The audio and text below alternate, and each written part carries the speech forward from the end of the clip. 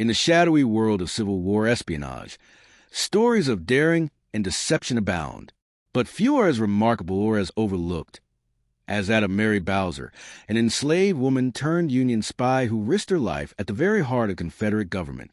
Disguised as an illiterate servant, Bowser infiltrated the home of Confederate President Jefferson Davis and passed crucial intelligence to the North, changing the course of the war from behind enemy lines.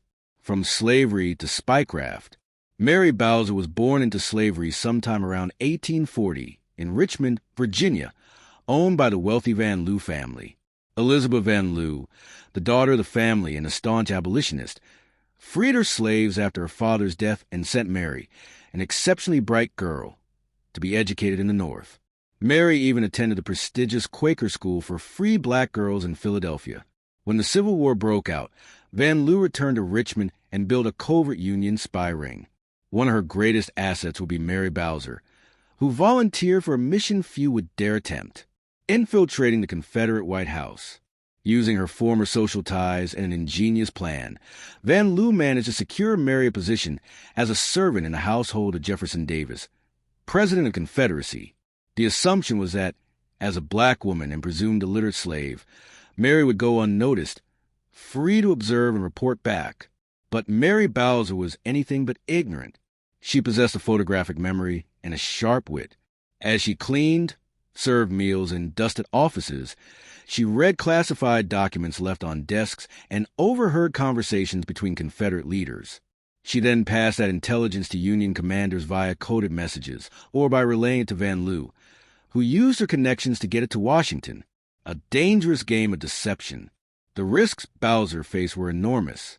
Had she been caught, her fate would almost certainly have been execution, not just for being a spy, but for defying the deeply entrenched racial order of the Confederacy.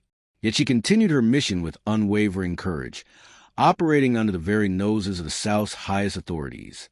Though records are sparse, due in part to the destruction of Confederate documents and the secrecy of espionage work, Union generals reportedly praised a source in Richmond as one of their most valuable assets.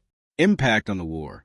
While the exact intelligence Bowser passed on remains partly obscured by history, her presence in the Davis household was a strategic goldmine. She allegedly helped expose Confederate troop movements, supply shortages, and internal discontent, all information that was crucial in shaping Union tactics. Union General Ulysses S. Grant later credited the Richmond spy ring, including Bowser and Van Lew, with helping hasten the end of the war. Erased from history, but not forgotten, after the war, Mary Bowser vanished from public record.